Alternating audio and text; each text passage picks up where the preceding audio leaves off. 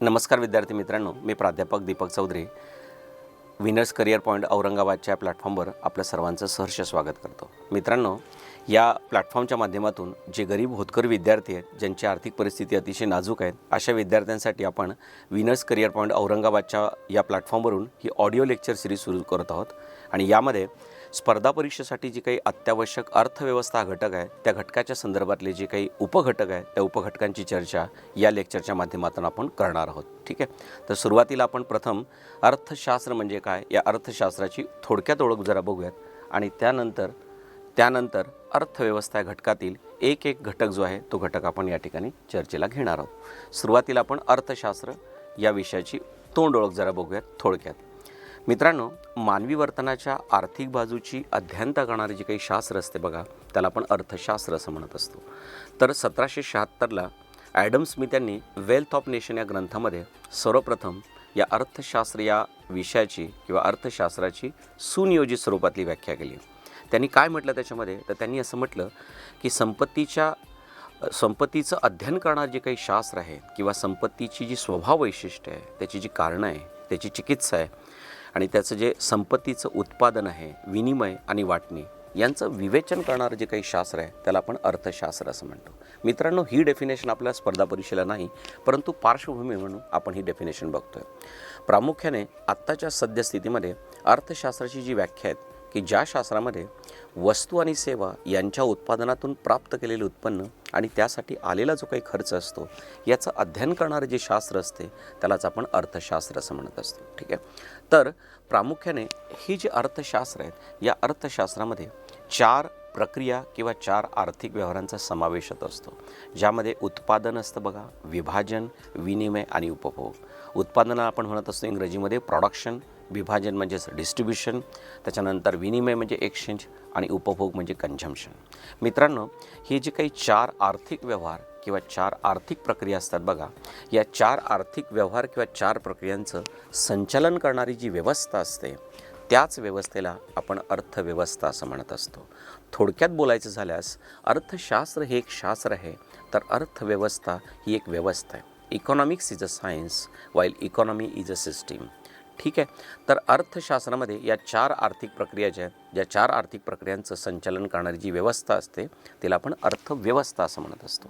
मग प्रामुख्याने यामध्ये जे उत्पादन असतं बघा, पहिली प्रक्रिया जी आहे ती उत्पादनाच्या संदर्भातली आहे. मग हे जे उत्पादन असतं बघा मित्रांनो, ही उत्पादनामध्ये स्वदेशी पातळीवर तसेच विदेशी पातळीवर ज्या काही वस्तू आणि सेवा यांचं जे उत्पादन होत असतं, या उत्पादनाचा विचार आकारमान, त्याची संख्या, किंमत या घटकांच्या अनुषंगाने केली जात असते. म्हणजे थोडक्यात बोलायचं झालं तर आकारमान, संख्या आणि किंमत या 3 मुद्द्यांच्या अनुषंगाने किंवा 3 घटकांच्या अनुषंगाने ही उत्पादन प्रक्रिया आपण अभ्यासत असतो. यानंतर दुसरी प्रक्रिया येते बघा, ती आहे ती विभाजन म्हणजेच डिस्ट्रीब्युशन किंवा त्याला आपण वितरण असं सुद्धा म्हणत असतो. यामध्ये देशांतर्गत उत्पादित ज्या वस्तू असतात किंवा ज्या सेवा असतात, त्यांचं सुयोग्य वाटप होणं गरजेचं असतं. हे विभाजन देशस्तर तसेच विदेशी स्तरावर होत असते. म्हणजेच थोडक्यात बोलायचं झाल्यास मागणी आणि पुरवठ्याचा विचार करून या ठिकाणी हे उत्पादन आणि विभाजन होत असतं. तिसरी जी प्रक्रिया आहे ती आहे विनिमयाची प्रक्रिया, ज्याला आपण एक्सचेंज असं म्हणतो. काय म्हणतो आपण त्याला?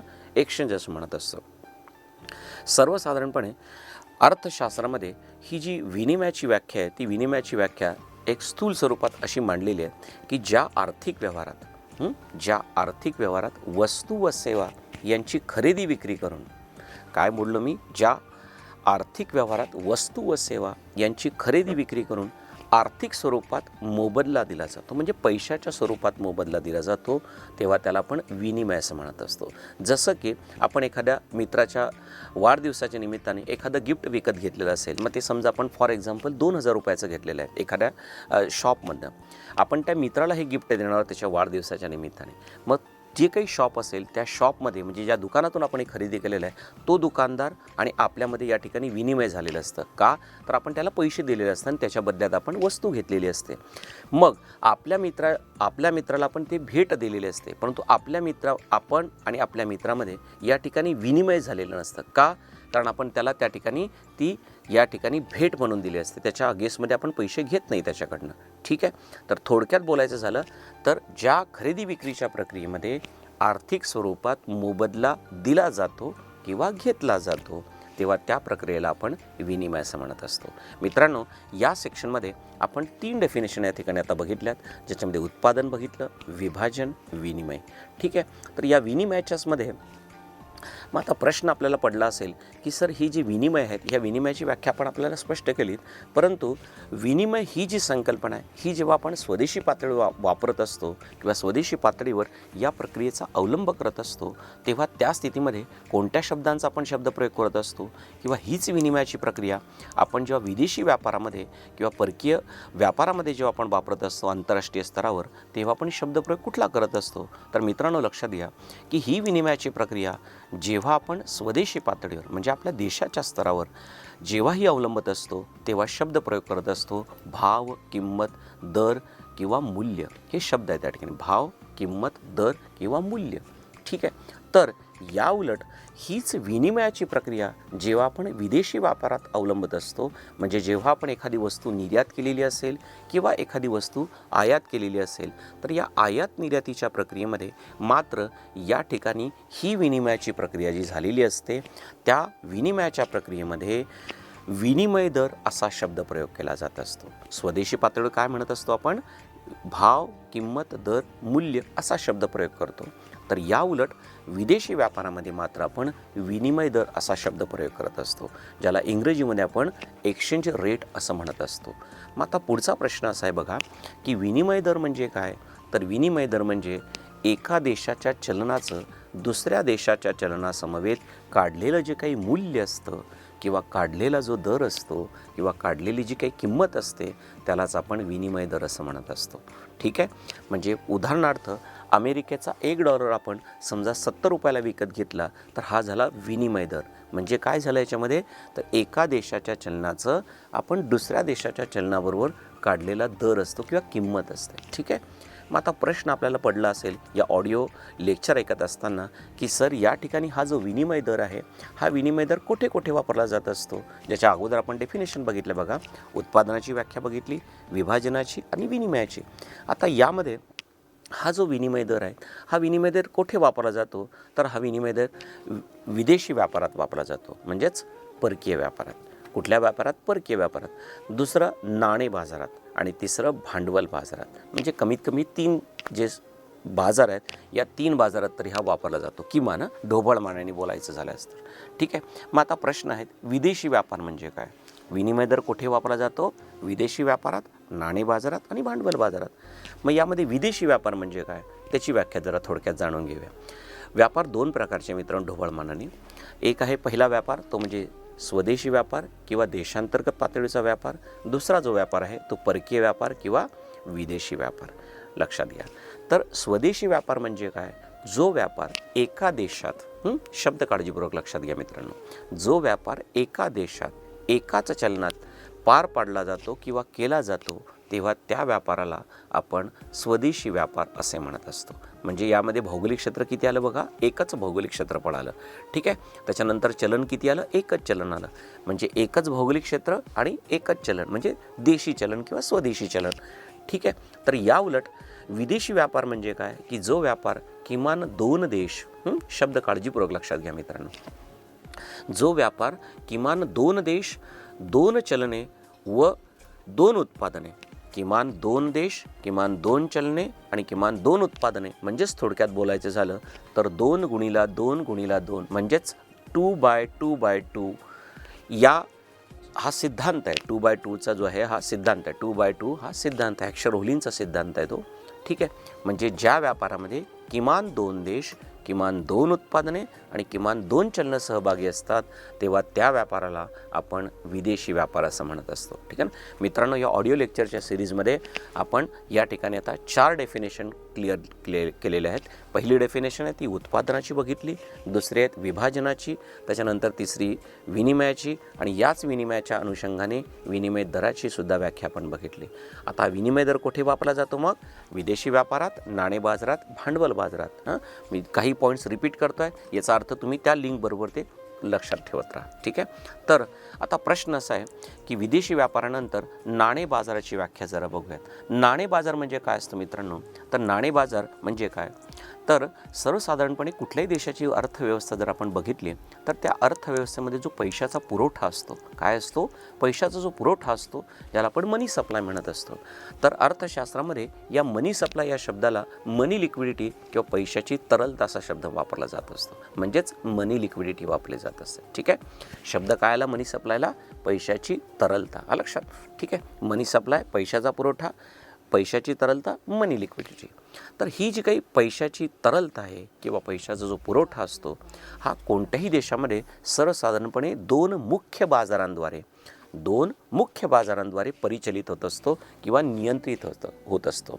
ही दोन बाजार कुठले असतात मग बघा, तर पहिला बाजार असतो नाणे बाजार आणि दुसरा बाजार असतो भांडवल बाजार. ठीक आहे, तर पहिला बाजार नाणे बाजार म्हणजे मनी मार्केट आणि यालाच दुसऱ्या भाषेमध्ये म्हटलं जातं त्या देशाची बँकिंग यंत्रणा किंवा बँकिंग प्रणाली किंवा बँकिंग व्यवस्था. ठीक आहे, तर नाणे बाजार म्हणजे काय, मनी मार्केट, आणि मनी मार्केट म्हणजेच त्या देशाची बँकिंग यंत्रणा. आणि दुसरा जो आहे तो भांडवल बाजार, ज्याला आपण शेअर मार्केट किंवा स्टॉक मार्केट किंवा रोखे बाजार असं सुद्धा म्हणत असतो. ठीक आहे, तर यामध्ये नाणे बाजार जो आहे हा नाणे बाजाराची व्याख्या जरा पहिल्यांदा आपण जाणून घेऊया. या नाणे बाजाराची व्याख्या अशी बघा की ज्या बाजारामध्ये, ही एक सर्वसाधारण केलेली व्याख्या आहे, ज्या बाजारामध्ये पैशाचे जे काही आर्थिक व्यवहार असतात, म्हणजे आपण तिथे बँकेमध्ये या ठिकाणी डिपॉझिट करणार, त्याच्या अगेन्स्टमध्ये कर्ज घेणार बघा. ठीक आहे, तर ज्या बाजारामध्ये पैशाचे आर्थिक व्यवहार अल्प व मध्यमकालीन कालावधीसाठी, काळजीपूर्वक लक्षात घ्या, कालावधी लक्षात घेणं गरजेचं आहे. ठीक आहे, तर ज्या बाजारात पैशाचे आर्थिक व्यवहार अल्प व मध्यमकालीन कालावधीसाठी पार पाडले जातात त्या बाजाराला आपण नाणे बाजार असं म्हणत असतो. काय म्हणत असतो आपण त्याला, नाणे बाजार असं म्हणत असतो. मग हा जो नाणे बाजार असतो बघा, या नाणे बाजारामध्ये कोणकोणत्या बँकांचा समावेश होतो किंवा कोणकोणत्या संस्था प्रामुख्याने या बाजारात समाविष्ट असतात, तर यामध्ये राष्ट्रीयकृत बँका आहे, त्याच्यानंतर खाजगी व्यापारी अनुसूचित बँका असतात. राष्ट्रीयकृत बँका म्हणजे सरकारच्या मालकीच्या बँका.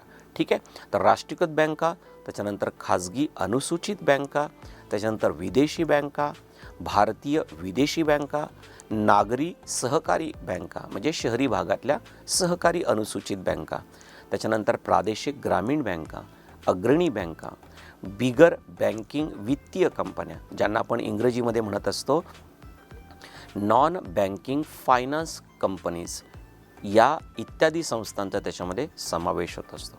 कुठल्या कुठल्या, राष्ट्रीयकृत बँका, खाजगी व्यापारी अनुसूचित बँका, विदेशी बँका, भारतीय विदेशी बँका, शहरी सहकारी अनुसूचित बँका, प्रादेशिक ग्रामीण बँका, अग्रणी बँका, बिगर बँकिंग वित्तीय कंपन्या. मग आता आपल्याला स्पर्धा परीक्षेला सर्वसाधारणपणे प्रश्न कसा विचारला जातो मित्रांनो, तर आपल्याला प्रश्न असा विचारला जात असतो बघा की नाणे बाजारामध्ये कोणकोणत्या, पुढीलपैकी कोणकोणत्या संस्थांचा समावेश होतो किंवा होत नाही. हे ऑडिओ लेक्चर ऐकत असताना आपण डोक्यामध्ये आयोग यावर कसा प्रश्न विचारेल या अनुषंगाने सुद्धा फॉर्मॅट करणं किंवा एक साचा तयार करणं अपेक्षित आहे. ठीक आहे, तर पहिल्यांदा लक्षात घ्या मित्रांनो यामध्ये की नाणे बाजाराची तुम्हाला व्याख्या विचारली जाईल. ती व्याख्या कशी असेल, प्रश्नाच्या स्वरूपात आयोग कसा विचारेल बघा प्रश्न. तर प्रश्न असा असेल की भारतीय नाणे बाजाराचे स्वरूप पुढीलपैकी कोणत्या कालावधीनुसार सुनिश्चित केले जाते किंवा दर्शवले जाते. मग त्यात पहिला पर्याय दिला असेल फक्त अल्पकाळ, दुसरा पर्याय दिला असेल मध्यम काळ, तिसरा पर्याय दिलेला असेल मध्यम व दीर्घकाळ, चौथा पर्याय दिला असेल अल्प व मध्यम स्वरूपाचा बाजार किंवा कालावधीचा बाजार. तर यातलं उत्तर काय आलं मग, अल्प व मध्यम स्वरूपाचा किंवा अल्प व मध्यम कालावधी असलेला बाजार. ठीक आहे, तर हा पहिला पार्ट आपण या ठिकाणी लक्षात घेतला. म्हणजे या सर्व सेक्शनमध्ये आता आपण हे लक्षात घेतलं पाहिजे की या ठिकाणी स्पर्धा परीक्षेमध्ये आपण आता ही जे पॉईंट्स बघितलेत यातल्या कोणकोणत्या पॉईंट्सवर आयोग प्रश्न विचारू शकतो बघा. तर पहिला पॉईंट असेल बघा तो म्हणजे विनिमय दर जे आहे त्या विनिमय दराची संकल्पना आपल्याला विचारली जाऊ शकते थोडक्यात बेसिक पॉईंटवर. त्याच्यानंतर हा विनिमय दर कुठे कुठे वापरला जातो, विनिमय दराचा वापर पुढीलपैकी कोणत्या बाजारात किंवा कोणत्या ठिकाणी केला जात असतो हा दुसरा प्रश्न. तिसरा प्रश्न म्हणजे काय, तर या ठिकाणी विदेशी व्यापाराची जी व्याख्या आहे त्या व्याख्येमध्ये मी आपल्याला स्पष्ट केलं की 2x2x2 थोडक्यात त्याला बोलताना असं म्हणायचं 2x2x2. ठीक आहे, हा सिद्धांत कुणी मांडला असा प्रश्न आयोगाने विचारलेला आहे मेन्सच्या लेव्हलला. त्या पातळीवर आपल्याला हा पण पॉईंट लक्षात घेणं गरजेचं आहे. हा ॲशर-होलिन यांचा सिद्धांत आहे. 2x2 म्हणजे किमान 2 देश, किमान 2 चलने आणि किमान 2 उत्पादने. ठीक आहे, हा दुसरा प्रश्न मी आपल्याला सांगितला. तिसरा प्रश्न जो आहे तो म्हणजे नाणे बाजाराचं स्वरूप जे आहे यावर आपल्याला प्रश्न असेल. आणि शेवटचा चौथा प्रश्न तो म्हणजे नाणे बाजारामध्ये समाविष्ट असलेल्या संस्था. या 4 प्रश्नांचा फॉर्मॅट आपल्याला या ठिकाणी हा ऑडिओ लेक्चरचा भाग ऐकत असताना आपण हे जरूर लक्षात घ्या. आणि ही ऑडिओ लेक्चर ऐकत असताना तुम्ही या ठिकाणी आपण नोटबुक आणि पेन सोबत ठेवून हे पॉईंट्स जरूर नोट डाऊन करत राहा.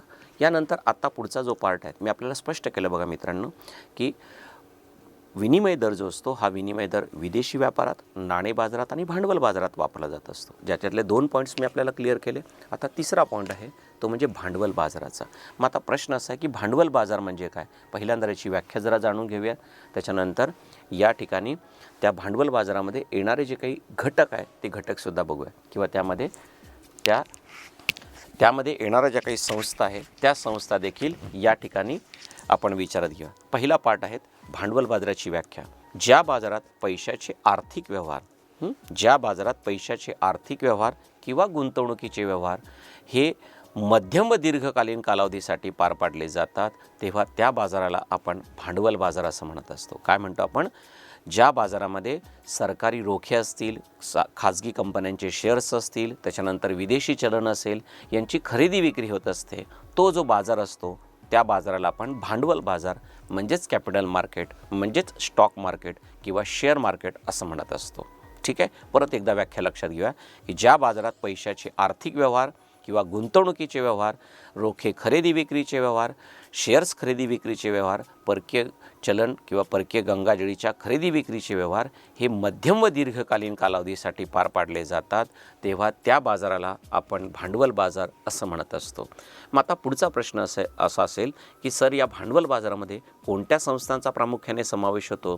तर यामध्ये ज्या काही स्वदेशी कंपन्या आहेत, ठीक आहे, त्याच्यानंतर भारतीय विदेशी कंपन्या असतील, विदेशी कंपन्या आहेत, म्युच्युअल फंडची खरेदी विक्री करणाऱ्या कंपन्या असतील, विमा कंपन्या आहेत, त्याच्यानंतर बिगर बँकिंग वित्तीय कंपन्या इत्यादी कंपन्यांचा यामध्ये समावेश होत असतो. ठीक आहे, तर यामध्ये पहिली व्याख्या आहे की भांडवल बाजाराच्या व्याख्येवर आपल्याला प्रश्न विचारला जाऊ शकतो आयोगाकडून. तर हा 5वा भाग आता स्पर्धा परीक्षेच्या प्रश्नाच्या अनुषंगाने महत्त्वाचा आहे. 6वा पाठ या भांडवल बाजारामध्ये प्रामुख्याने कोणत्या संस्थांचा समावेश होतो या अनुषंगाने सुद्धा आपल्याला आयोग प्रश्न विचारू शकतो. एकंदरीत 7 पॉईंट या ठिकाणी आयोगाच्या प्रश्नांच्या अनुषंगाने महत्त्वाचे आहे. ठीक आहे, तर आता पुढचा प्रश्न असा असेल की सर आपण ही जी काही सांगितलेल्या संस्था आहेत यामध्ये बिगर बँकिंग वित्तीय कंपन्या म्हणजेच नॉन बँकिंग फायनान्स कंपनीज म्हणजे काय हे आपल्याला जरा स्पष्ट करून सांगा. तर मित्रांनो लक्षात घ्या की कंपनी म्हणजे काय.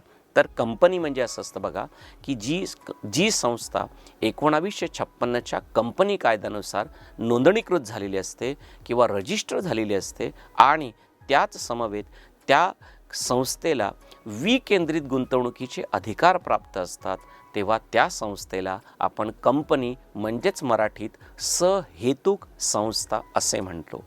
ठीक आहे, कंपनीला मराठीत काय म्हणतात? सहेतुक संस्था असं तिचं नाव आहे. जी संस्था 1956च्या कंपनी कायद्यानुसार नोंदणीकृत झालेली असते आणि तिला विकेंद्रित गुंतवणुकीचे अधिकार म्हणजे विविध क्षेत्रामध्ये गुंतवणूक करण्याचे अधिकार प्राप्त झालेले असतात तेव्हा त्या संस्थेला आपण कंपनी असं म्हणत असतो. मग आता पुढचा प्रश्न आपल्याला पडला असेल की सर विकेंद्रित गुंतवणूक म्हणजे काय. तर विकेंद्रित गुंतवणूक म्हणजे वेगवेगळ्या क्षेत्रामध्ये नफा वाढवण्याच्या उद्देशाने आणि धोका कमी करून किंवा जोखीम कमी करून केलेली जी काही गुंतवणूक असते त्या गुंतवणुकीला आपण विकेंद्रित गुंतवणूक किंवा इंग्रजीत पोर्टफोलिओ इन्व्हेस्टमेंट असं म्हणत असतो. थोडक्यात बोलायचं झाल्यास जी गुंतवणूक धोका कमी करून नफा वाढवण्याच्या उद्देशाने विविध क्षेत्रात केली जात असते किंवा वेगवेगळ्या क्षेत्रात केली जाते तेव्हा त्या गुंतवणुकीला आपण विकेंद्रित गुंतवणूक म्हणजेच पोर्टफोलिओ इन्व्हेस्टमेंट असं म्हणत असतो. ठीक आहे, तर कंपनीची व्याख्या मी आपल्याला स्पष्ट केली की जी संस्था 1956च्या कंपनी कायद्यानुसार नोंदणीकृत झालेली असते आणि तिला विविध क्षेत्रात गुंतवणूक करण्याचे अधिकार प्राप्त झालेले असतात, तेव्हा त्या संस्थेला आपण कंपनी असं म्हणत असतो. मग आता पुढचा प्रश्न असा बघा की बिगर बँकिंग वित्तीय कंपन्या म्हणजे काय? तर मित्रांनो लक्षात घ्या, बँक म्हणजेच अधिकोष, जी संस्था आपल्या भारतात बँकिंग नियमन कायद्याच्या अनुषंगाने आणि 1934च्या RBI कायद्याच्या अनुषंगाने जिला या ठिकाणी लोकांकडून ठेवी स्वीकारून त्या बदल्यात कर्ज देण्याचे अधिकार प्राप्त झालेले असतात, तेव्हा त्या संस्थेला आपण बँक म्हणजेच अधिकोष असे म्हणत असतो. बँकेला मराठीत काय म्हणतात? अधिकोष शब्द आहे, लक्षात घ्या. ठीक आहे. तर बँक जी आहे ती बँक नाणे बाजारात गुंतवणूक करत असते. म्हणजे काय करते ती नाणे बाजारामध्ये? तर लोकांकडून ठेवी स्वीकारते आणि त्या बदल्यात लोकांना कर्ज देण्याचे कार्य करत असते. ठीक आहे. तर याच्या उलट कंपनी काय करते की कंपनी या ठिकाणी विकेंद्रित गुंतवणूक करत असते, वेगवेगळ्या सेक्टरमध्ये गुंतवणूक करून आपला व्यापार वाढवत असते, नफा वाढवत असते. मग बिगर बँकिंग वित्तीय कंपन्या हा सेक्शन आपण या ठिकाणी ऑडिओ लेक्चरमध्ये चर्चेला घेतलेला आहे. म्हणजेच थोडक्यात बोलायचं झाल्यास या ठिकाणी जी संस्था कंपनी म्हणून अस्तित्वात आलेली असते, काय? जी संस्था कंपनी म्हणून अस्तित्वात आलेली असते, परंतु कंपनीप्रमाणे व्यवहार करता करता किंवा व्यापार करता करता किंवा उलाढाली करता करता ती बँकेप्रमाणे कार्य करते. बँकेप्रमाणे कार्य करते म्हणजे काय? लोकांकडून ठेवी स्वीकारते आणि त्या बदल्यात कर्ज देण्याचे कार्य करते.